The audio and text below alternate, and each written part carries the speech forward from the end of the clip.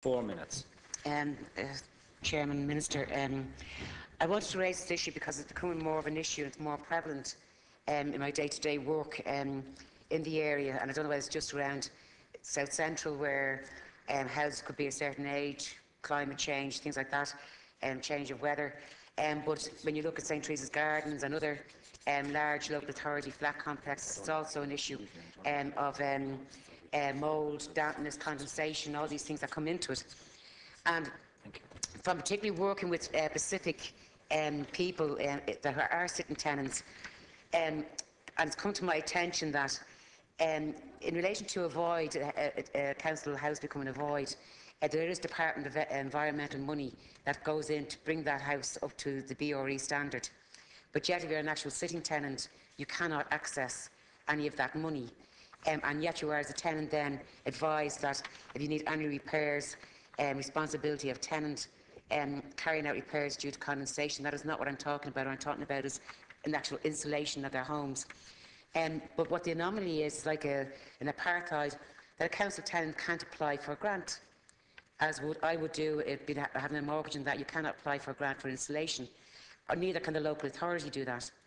And what I'm raising here is that we have a climate change bill coming into action. We're talking about a national policy on this issue about trying to bring down fuel emissions, the using of fossil fuels, etc. And yet, in probably one of the largest housing stocks in the country, local authority housing, we have not got, tenants cannot access that insulation. And the problem here as well is that from the point of view of the tenants, they cannot go and get loans now through their credit unions. It's not an option for them because the money is so scarce at the moment. And I think this could be something that could be looked at a climate change bill through the local authorities, either them being able to apply for grants for homes. I think ideally there should be a national programme of public works in all council homes and in public buildings and schools, where we have a situation in our own school, in Deaf School up in Bluebell, where they're crying out for insulation because of the amount of heat leaving the building. But I think this is very specific, and I'd like the Minister's opinion on it in relation to that. Can it feed into that? Is there a basis for looking at changing legislation to allow council tenants either accessing that grants for insulation or through the local authorities, or is there plans in the pipeline for the Department of Environment to actually start doing this in council tenants? I'd just like to say one last point. Deputy Daly raised about unemployed going on to doing local authority work, outdoor local authority work.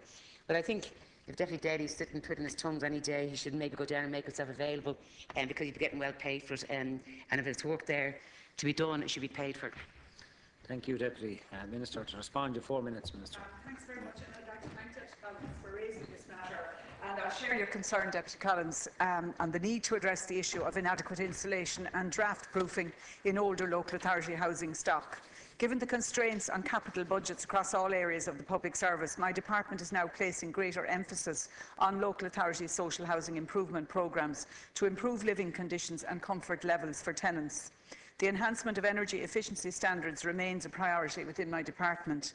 And as you said, Deputy Collins, the grants under the Sustainable Energy Authority of Ireland scheme are for private houses, and they fall within the remit of my colleague, the Minister for Communications, Energy and Natural Resources. In the past, funding for housing maintenance programmes was provided from the local authority's own internal capital receipts. However, with the decline in internal capital receipts, funding has been provided from my department for the retrofitting and improvement of their stock, particularly in relation to retrofitting of energy efficiency measures. Under my department's social housing investment programme, local authorities are allocated funding each year in respect of a range of measures to improve the standard and overall quality of their social housing stock. The programme includes a retrofitting measure aimed at improving the energy efficiency of older apartments and houses by reducing heat loss through the fabric of the building. But again, Deputy Collins, as you pointed out, over the past 2 years, the retrofitting measures focused on improvement works on vacant houses or voids, with the objective of returning as many as possible of these dwellings to productive use and combating dereliction and associated antisocial behaviour. Over that period, €52.5 million was recouped to local authorities in respect of improvements carried out on 4,774 dwellings, but they were voids, they weren't occupied houses. I'm currently reviewing the terms of the energy retrofitting measures for 2013 to target grants at those older houses and apartments which lack adequate insulation and draft proofing. Local authorities should pay particular attention to dwellings which accommodate older people and people with disabilities. My department will issue revised guidelines to local authorities in the context of the capital allocations under the housing programme for 2013. Work is currently underway in this regard, and my department requested local authorities to submit details of their capital requirements under the various measures within the housing programme. This information is being assessed at present, and I intend to advise individual authorities of their capital allocations as soon as possible. The retrofitting programme offers a very practical and cost-effective way for local authorities to improve the standard of their housing stock. The programme brings immediate as well as long-term benefits for the community as a whole in terms of sustaining and creating jobs and delivering a greener Ireland for the future, and also incidentally reduces people's bills, which is a very important consideration. It's clear to me that we need better information to give sharper focus to the overall National Improvement Works programme and to better target resources at areas which will give the best return on the investment made. My department, in conjunction with the local authorities, has now commenced an audit of the 130,000 social housing units. Over time, this will build up a comprehensive profile of the stock and enable the compilation of planned housing maintenance programmes locally and the development of targeted strategies to address deficiencies in terms of thermal efficiency, etc. And next year I intend to use the results of the audit to inform the capital allocations to local authorities. So just to be clear, the last 2 years were about vacant houses, and that was to get them back into use. But I've specifically asked that we now focus on occupied houses, where you have, in many cases, tenants for a long time who have maintained as best they can their house, but they have serious problems with dampness, etc. So I'd like to thank Deputy Collins for raising the issue. Thank you, Minister. Deputy, if you wish supplementary. Yeah, thanks very much for that response, Minister. But I think it is an urgent area to be addressed quite quickly. I mean, I have 2 instances here of a young woman with 2 children who moved into her house in Drimnagh in 2010, just after the BRE rating became part of the standard of housing. And nearly every week she has to wash down the walls in every single room of her downstairs in the house. 2 young children who had to be moved out of their house over Christmas because it was in such a state. The response we're getting from the council, open windows, open your vents, don't dry your wet clothes in the house. They're doing all these things, and the same thing keeps repeating herself. And she's caught in the bind. She can't go out and get the grant to even insulate the home, damp excluded, the whole lot. And yet she's getting no assistance from the council in relation to this.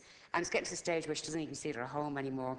Another family down in Pimlico, in Pym Street, for 4 years, the same problem, mould. They're wiping down. They've used all the killing the chemicals to kill mould, doing it every second day, keeps returning. It's going into their bedclothes, it's going into their mattresses. It's just becoming a nightmare for families that have this problem.